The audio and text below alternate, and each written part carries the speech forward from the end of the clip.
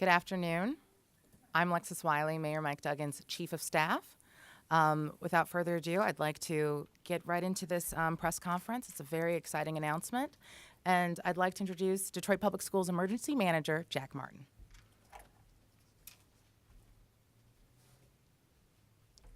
I hate when she does that to me, too. Yeah. Well, good afternoon, everybody. Thank you all for being here. We appreciate the City of Detroit for working with Detroit Public Schools to ensure that the district can keep its funding focused on our number one priority, educating the students of Detroit, while at the same time helping to mitigate the negative impact many of our vacant structures have had on Detroit's neighborhoods. I believe very strongly that the key to growing Detroit Public Schools is offering a superior academic product. The only way we're going to be able to do this is by investing our resources in the development of our programs that parents want and our children deserve, as well as by investing not only in our workforce of dedicated and talented educators, but also in our 97 public school buildings. Now, to support the district in these critical efforts, our small real estate team has worked very hard over the years to market and sell vacant and unused properties. In fact, since 2009, DPS has sold 59 buildings or properties and leased 38 buildings for a total of $27.3 million. That's significant revenue that has been driven back to our classrooms. And in the last year, DPS has worked even more aggressively to divest itself of properties and holdings that do not play into our core business strategies. For example, DPS generated more than $5 million as a result of the sale of its 8 cell towers and $2.7 million from the sale of its interest in a Midtown parking garage, the latter of which was used to complete a major renovation of Bates Academy that included new HVAC throughout the entire building and new bathrooms, among other improvements.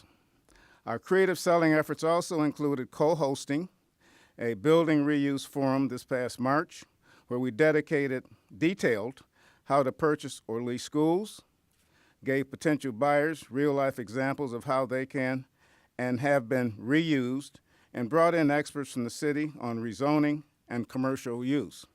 The forum drew hundreds of interested developers locally, statewide, and from throughout the United States, and Mayor Duggan was kind enough even to keynote this forum for us. While every effort has been made to sell or lease closed buildings, some of which have been shuttered for many years, we understand that we have a responsibility to be good stewards within the communities in which we own property. Undoubtedly, it has been a challenge for us to keep every building secured no matter how hard we have tried, especially given the rampant issue of scrapping that exists throughout Southeast Michigan and throughout the United States. And we thank the mayor and all the other folks that work real hard to get legislation passed in Lansing to deal with this scrapping problem. Now, since I assumed the role of emergency manager in July 2013, I've pushed my team to think outside of the box and look at all possible opportunities to help us combat the issue of our open buildings. In fact, last year the district issued an RFQ seeking companies interested in using a combination of deconstruction and securing of the properties and or returning green space to the community while creating jobs for adults as well as graduate students in the building trades. And some of you may know that at our Kettering High School, that's been closed for quite some time, we are turning that property into a garden, a farm, and we're going to use the buildings as food processing centers, and that work is underway right now.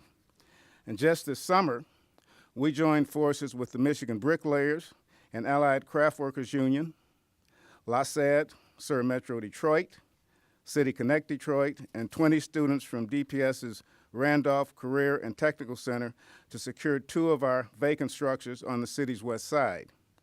We can't thank them enough for their support and for involving young people from our skilled trades programs. And I'm glad to say that Mayor Duggan is also going to be utilizing a similar partnership. Finally, because DPS understands that school buildings is often the center or hub of a neighborhood, we're committed to doing everything within our power to avoid the closure of any additional school buildings. Thanks to our successful year-round retain and gain enrollment campaign over the last 2 years, DPS has begun to reverse the decades-old trend of losing 10 to 11,000 students each year. Last year, DPS lost only 1.7% of its students population, roughly 800 students. The year before, the district lost nearly 11,000 students. Although we don't have final numbers yet, for this year we believe that we will actually meet or exceed our budget of 47,189 students. And this will occur despite the fact that 7 new charter schools open in the city of Detroit and 2 in our inner ring suburbs. This signals definite progress and could not have been made possible without the assistance of the administrators, educators, and staff from each of our 97 buildings, as well as strong community support.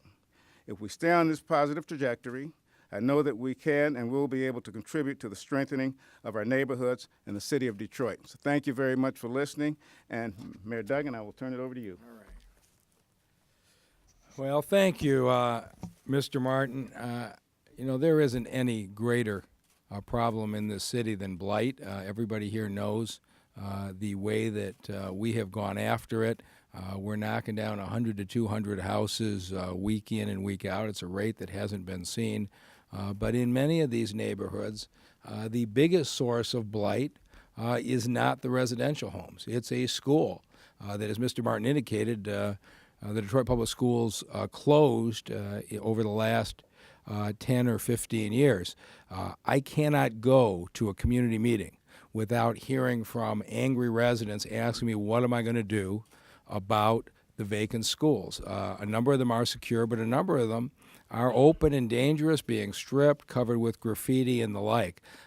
And what I would say to the neighbors is, we can sue the Detroit Public Schools. We can force them to secure these buildings. We can force them to honor the code. But it is going to be money that comes away from teaching students in the classroom. And is that really what we want to do as a community? On the other hand, I've got people on this side who have been pointing out, including Gary Brown, our chief operating officer, who says that Detroit Public Schools owes us $11.6 million, mostly in the electric bills for the power we supply to the schools. What are we going to do to collect this? We've had exactly the same question. That's money that's going to come directly out of education for the students. And so finally, I think Gary did a very nice job in getting together with DPS staff. We said, what if we come up with a solution to this? DPS certainly can dispose of assets for fair market value, and the two sat down together, and we've identified 77 properties. 57 of them are former school buildings. Of those, 26% are open and dangerous, 31 are secured, another 20 are vacant parcels.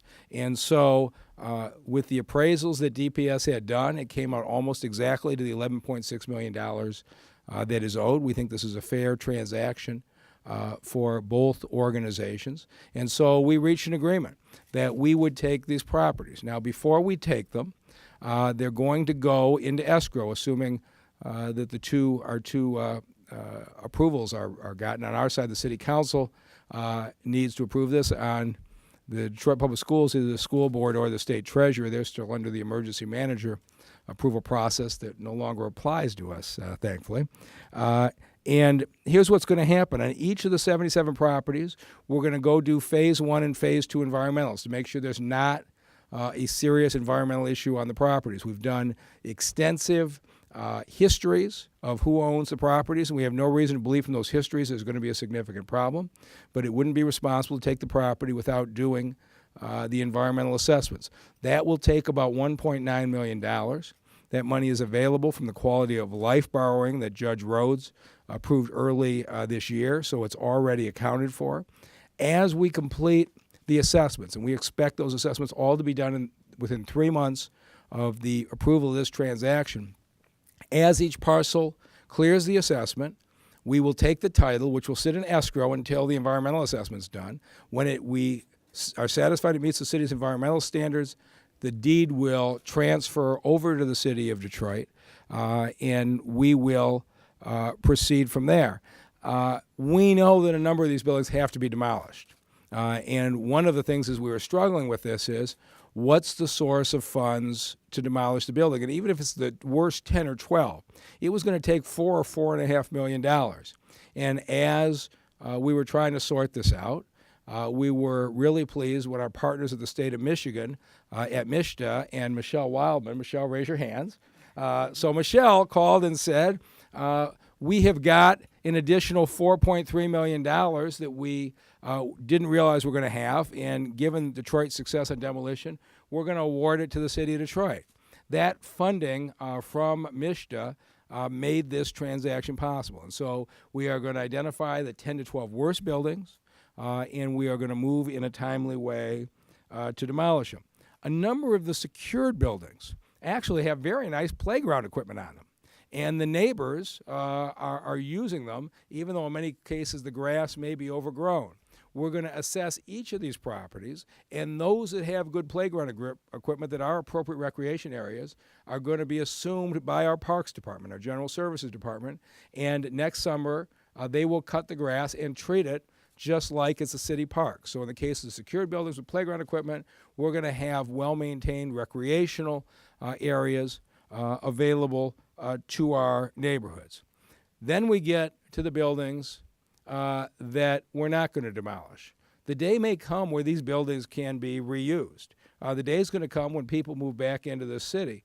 And if the building's structurally sound, it is more appropriate to secure it than to demolish it. And so we are expecting that somewhere around 14 to 16 of these buildings we are going to secure for future use.